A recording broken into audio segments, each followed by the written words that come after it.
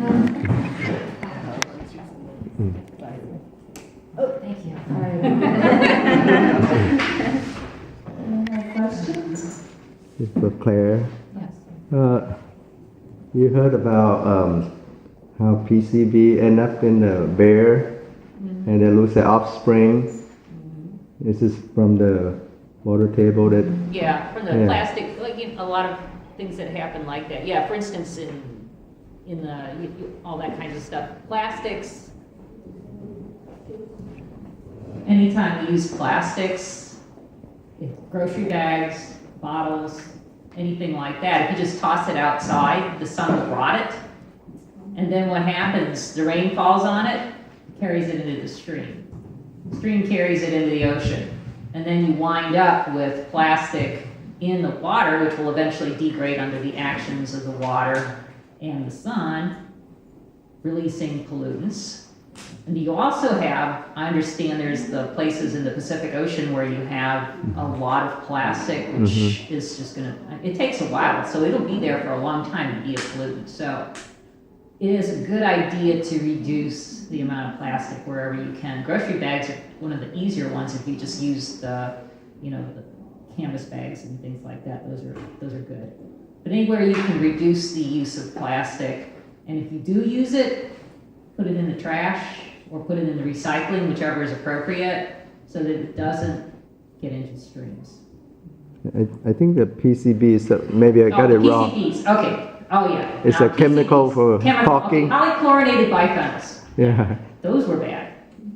Not good at all. And they got into the environment through transformer boxes and things like that. Yeah, they're not good. I don't know all the details about it, but they're unhealthy for pretty much any kind of life to eat. I think cancer and some other things.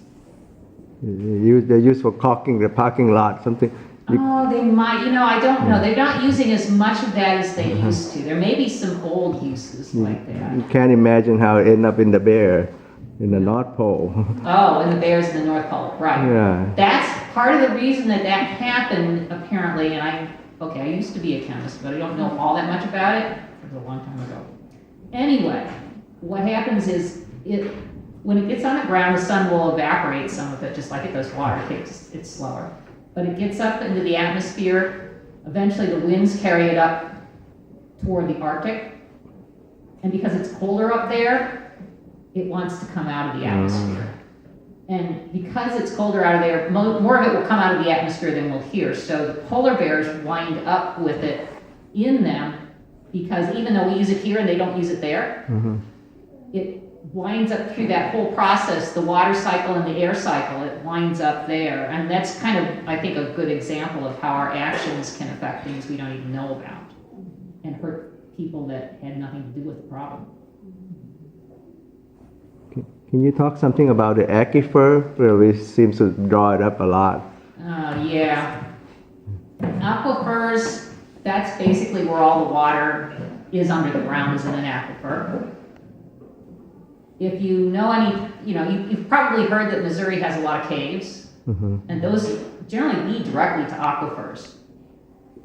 If you throw anything in a cave, like in a sinkhole or something like that, it connects straight into the groundwater. It doesn't get filtered through the soil. So you can get a lot of pollutants into the soil that way. If you get a pollutant in the aquifer, it's there. There's nothing to degrade it. There's no sunlight down there. There's pretty much nothing living. So once it's in the aquifer, well, we tap into the aquifer to drink in a well, or it winds up in our rivers and we pull water out of the river to drink, so it gets in us. Thank you.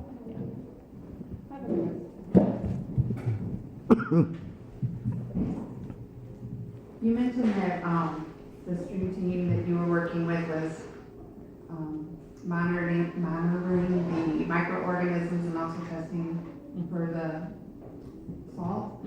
What other, are you testing for other types of pollutants, or? We do test for a number of other things, water chemistry parameters that are not pollutants, but things that need to be in the water. Some of them are pollutants in excess. For instance, we test for oxygen that's dissolved in the water, because fish breathe that. And some of the macroinvertebrates have gills like fish do and breathe the water. So we test for that. Missouri streams are supposed to have a certain amount of dissolved oxygen in them. If they have too little, some of the macroinvertebrates die. And some of the other ones then that feed on them don't do well. We test pH, or that means the amount of how acid or basic alkaline the stream is. Missouri streams, I think they run a little bit acid to a little bit alkaline, but if it goes outside of that, again, some creatures die. We test for conductivity, which is, conductivity just means will the stream carry a current. If you put two different electrodes in it, can you read a current across them and light up a light bulb, for instance?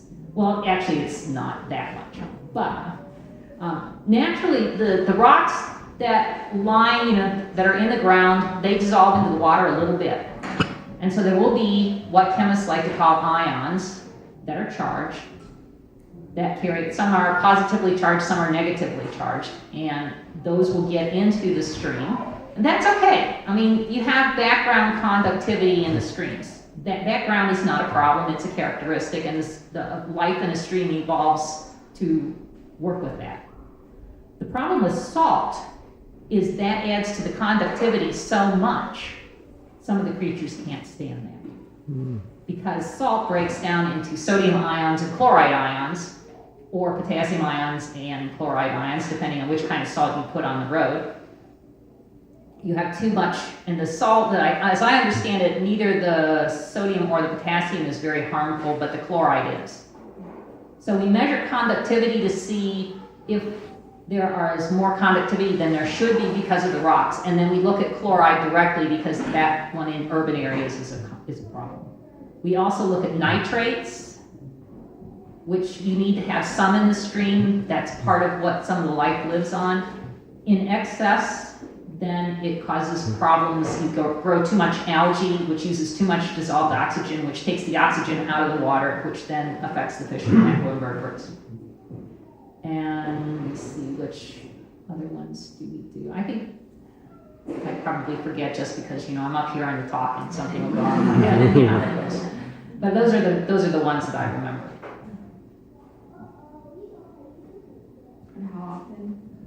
We measure the chemical things, the dissolved oxygen, pH, conductivity, that sort of thing, 4 times a year, once each season. We look for the macroinvertebrates twice a year, spring and fall. And we can do the macroinvertebrates and the chemistry at the same time. So what it amounts to is, unless we're doing a special project in the wintertime or for some other reason, we go out 4 times a year. We've been looking at the chloride during the winter, so we've actually been going out once a week since mid-November. That'll be ending pretty soon, because now that they're not putting salt on the road anymore and it's raining, that problem is going down. When you talk about macro, what does it cover? It covers a range of creatures anywhere from, say, about 1/8 of an inch long to about 4 inches long. And like I said, it could be insect larvae, it could be crayfish, it could be adult insects, it could be snails, it could be a few other things, aquatic worms, leeches, things like that. What about, there's some report like in some part in Michigan, Yeah. they have like frog anomaly. You look for that too? Well, Like more legs, more toes, and I actually have not heard about that. I don't know anything about it, so I can't answer. pollution. Yeah. Again, for you, I'm just curious, what is the result of collecting all this data? Does it have an impact on public policy, or has it brought about change or improvement? It does in fact have an impact. When you have gone through the first 2 data, the Missouri Department of Natural Resources collects all of our data in a database. And Missouri Department of Natural Resources and Department of Conservation officials will look at that. If you've gone through the first 2 workshops, if they see anything really out of line, they might send somebody off to the stream to see if there's a problem. Maybe there was a fish kill or something like that. But they don't have as much confidence in it. Once you take the 3rd workshop, the quality control workshop, then that data actually can be included in reports that they have to make to the EPA to document the quality of Missouri streams. If the pollutants, for instance, go past Missouri state standards, then actually when they use our data for this, they actually have to develop something called a 303D list. That's just because of where it is in the law code. But the 303D list says that for a particular stream at a particular place, these listed pollutants are in excess. Now the DNR submits that to EPA. EPA approves it or not. Once EPA approves it, then they tell DNR, you gotta come up with a way to reduce this. And that's what our what our watershed management plan is about. It's about trying to find ways to reduce those pollutants. So yes, in that case, our data and other teams' data has had a direct effect on public policy. Although again, I want to stress these are difficult problems and they're going to take a long time and a lot of work and more money than I wish they would to fix. Does manufacturer required to treat the water before they dump it? Yes, those are called point source pollution. So any factory does in fact have to come up with a plan approved by DNR to deal with their waste. And so those, unless something goes wrong, those should not be a problem. What I've been talking about are called non-point source pollutants because they come in all over the watershed, not just one particular thing, but just everywhere. Those are much harder to work with. And the watershed management plans that we're coming up with are looking specifically at those non-point source pollutants and trying to come up with ways to make them less of a problem.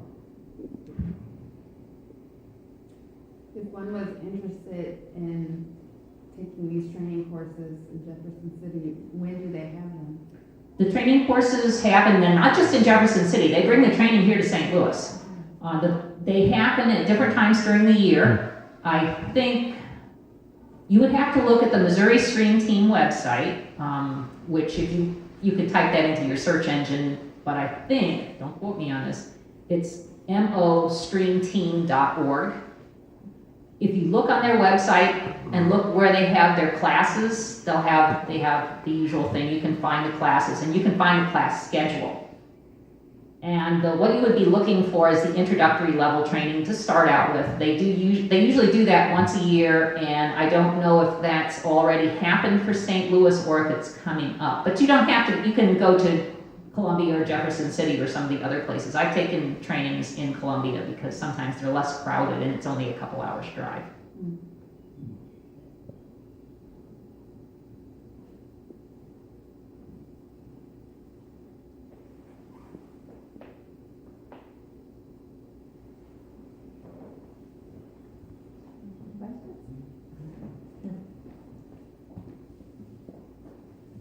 All right, I guess if there's no more questions, I'd like to thank our panel again for a very wonderful event today.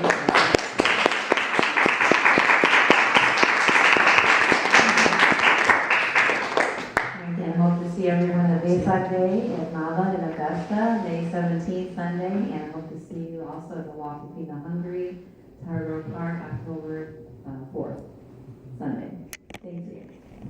Just a few words, okay.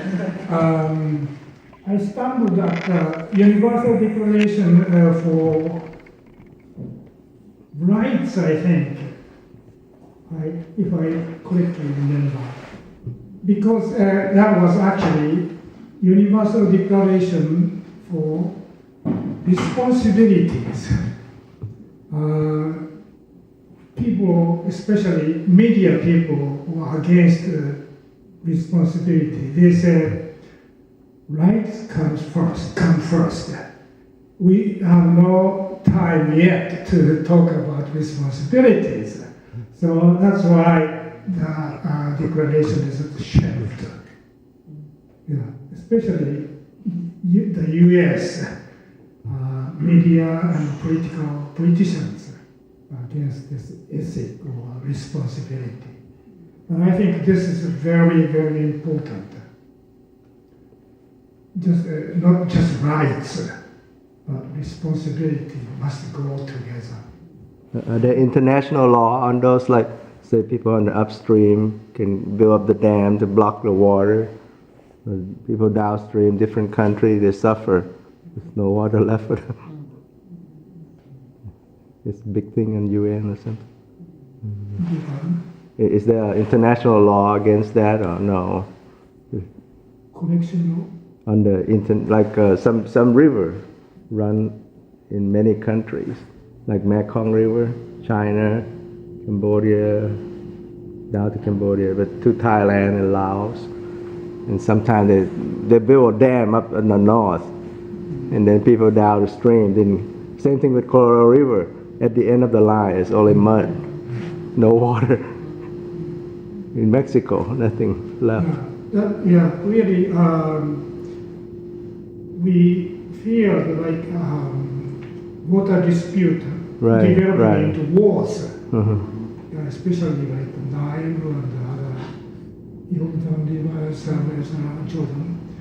And I think that's why we need global perspective, global ethic, not just fighting each other, but global perspective, global priority and action. Yeah. And for that, of course, we need legal systems.